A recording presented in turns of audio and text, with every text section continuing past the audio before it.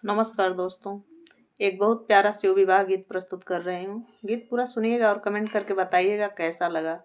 अगर गीत अच्छा लगे तो लाइक कीजिएगा, शेयर कीजिएगा। चैनल पर नए हैं तो सब्सक्राइब कीजिएगा। अपना प्यार दुलार और आशीर्वाद दीजिएगा। आइए सुनते हैं इस प्यारे से शिव विवाह गीत को। बसहा चढ़ल शिव ब्याहन आवेल, आठो अंग भभूति लगाई जी। बसहा चढ़ल शिव ब्याहन आवेल, आठो अंग भभूति लगाई जी। परिछन चलेली सासु मदादिनी,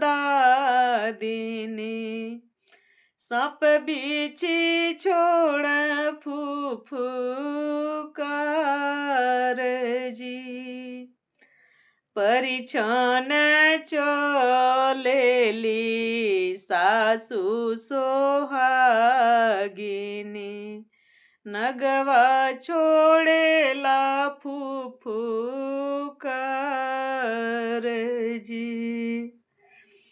थरिया पराई सासु दहिया परवलिनी,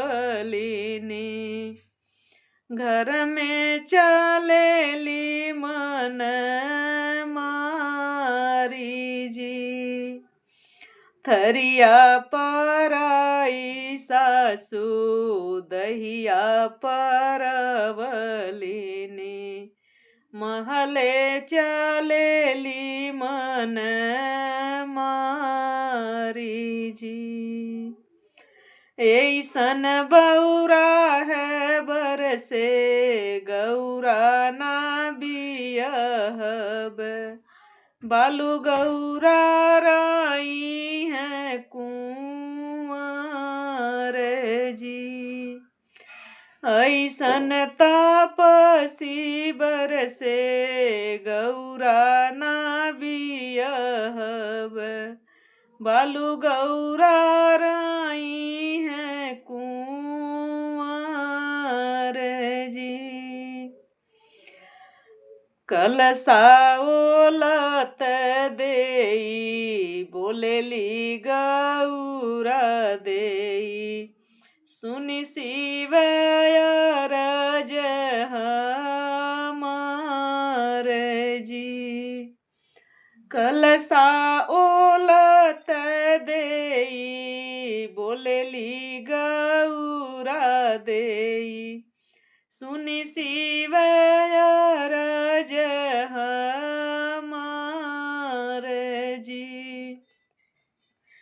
तनिए रूप रौरे बदली महादेव, मायरी जिया पति आई जी। तनिए रूप रौरे बदली महादेव, मायरी जिया पति आई जी। एतनी बचनी जब सुनल महादेव, गंगा जी में कैल स्नान जी। एतनी बचनी जब सुनल महादेव, गंगा जी में कैल स्नान जी। भभूति उतारी शिव चंदन चढ़वल हो, दम दम दम के लीलार जी। भभूति उतारी शिव चंदन चढ़ावल हो। चम चम चमकेली लार जी। कहाँ गईली सासु कहाँ गईली सरहजी। अब रूप देखाई हमार जी। कहाँ गईली सासु कहाँ गईली सरहजे।